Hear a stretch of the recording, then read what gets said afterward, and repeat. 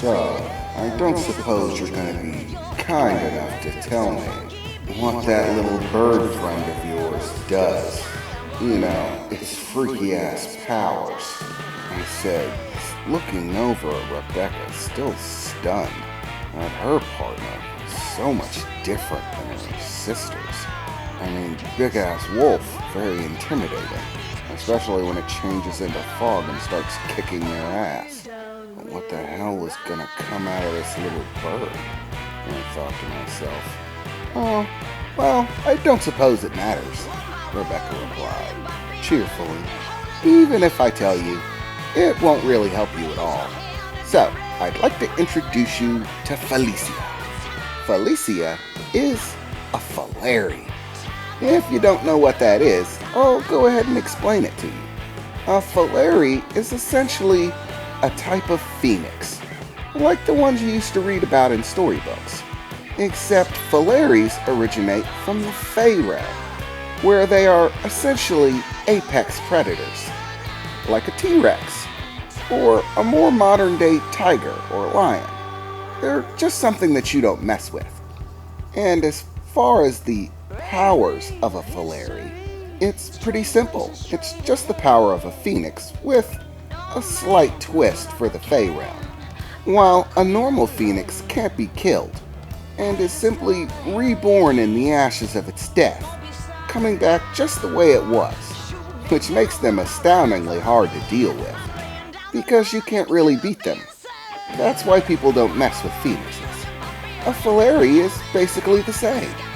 However, Falaris don't come back the same after they die. Every time a Falari dies, it's reborn in a rainbow burst of energy. But instead of coming back exactly the same, a Falari's form and abilities change. Just as there are multiple colors to the rainbow, there are multiple options for a Falari to be reborn as something else. They're still a Falari, of course. They just change their form, size, and abilities. That's why people don't trifle with Falaris in the Fey realm. The common advice is, if you see one, to just run. It's really no use at all fighting them. Because as I said, Falaris are phoenixes. They're immortal. No matter how much you attack them or in what way, you can't kill them. All you'll do is change its form and make it angry. Of the countless beings that inhabit the Fey realm, Falaris are one of the most feared. In fact, in the entire Fey realm, there are less than 20 Falaris in all of existence. They're a legendary class creature. Even Archfey don't trifle with them. And if you're wondering what an Archfey is, that's basically a very old, very powerful being that resides within the Fey realm. They rank right up there with leprechauns in terms of power. Once again, you don't want to mess with them. As she explained it, I couldn't help but be taken back by the leprechaun part. You're freaking shitting me. Leprechauns are real! I shouted out, in pure disbelief. Oh yeah, leprechauns are real, and exceptionally powerful, but also exceptionally treacherous. Never cut a deal with a leprechaun. You always lose. The pot of gold at the end of the rainbow is nonsense, though. Don't get me wrong, leprechauns like gold, and they do keep a generous supply of it. However, you're not going to be able to follow a rainbow and find it. They keep it much more hidden than that. And if you do actually take a leprechaun's gold, I hope you have what it takes to kill a leprechaun, because he will be coming for you until the day he dies or regains or reacquires his gold. And then he's still probably going to try to kill you. Don't trifle with leprechaun gold. It's bad news, Rebecca said, still cheerfully explaining this nightmare scenario. Yeah, got it. Archfey, leprechauns, and Falaris, bad. Well, to be honest, Rebecca replied, There's really not much in the Fey realm that's not dangerous in some way. It's just that some things are more dangerous than others. Like Felicia here, she said in an adoring voice, once again gently petting the little canary with her finger.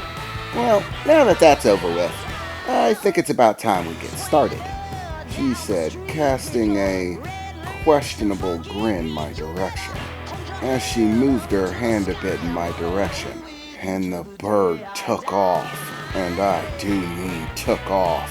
Suddenly, there was a flurry of movement. The bird took off like a bolt of light, a string of rainbow following as it flew, creating a trail behind it, which you might think might make it easier to track it, but no freaking way. This thing made arrows look like they moved in slow motion, and that rainbow trail behind it just kept going.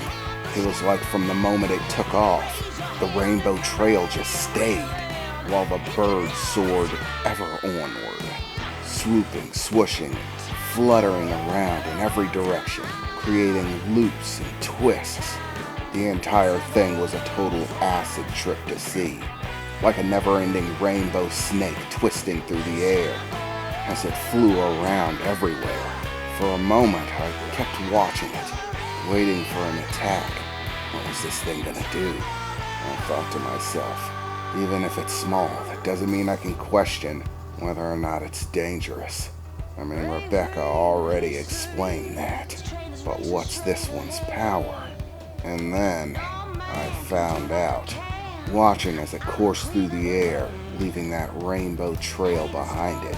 Suddenly I began to notice that rainbow trail moving, beginning to shift and twirl, winding around itself in places, moving about in very strange ways. And before I knew it, parts of the rainbow trail started lashing out at me. I pulled up the liquid steel, forming a barrier, blocking the first hit. As it impacted, I could see another burst of rainbow energy and something akin to a shockwave, the force as it impacted. But that was only one segment of this rainbow trail that the bird left behind it. Just as I blocked that one, another segment swept in from behind, lashing me in the back. I felt a powerful impact and almost a tingling sensation as it forced me forward. I ended up slamming into my own shield and bouncing off a brief second, still managing to keep my footing. But I'm not gonna lie, that stung. And before I could even get bearing and start trying to think about what the hell I was gonna do about it, the whips just came coming. The next one I saw jumping out of the way as it impacted the ground, shattering a hole into it, probably about 2 foot across, sending up a small amount of dust and debris as it hit. Oh no, I let it fly too long. After putting 2 and 2 together, I realized that I was surrounded with those rainbow strips, and they were all starting to ebb and flow in my direction. I took off, running, trying to get out of it, as one after another length of this rainbow strip just started lashing out at me, dodging them left and right, occasionally taking a strike and having to roll after it, trying to keep my momentum going, not take frontal hits. But the rainbows just seem to follow me wherever I go, winding around, lashing out at random. Okay, can't run from them. Thinking fast, I pulled the liquid steel towards me. If I can't run, maybe I can get rid of them. I turned the liquid steel back into a massive throwing star, sending it into a whirl, and then hurling it out. The rapidly spinning star bolted out at them. I managed to catch a few of the strands of this rainbow strip. The star impacted it like it was a solid object. I could even see sparks starting to fly from the impact as the blade whirled against it, like that little strip was made of steel or metal. But finally, the heavy metal star cut through it, and as it did, I saw segments. Large portion of the rainbow strip seemed to fade away, dissipating into sparkles that just faded.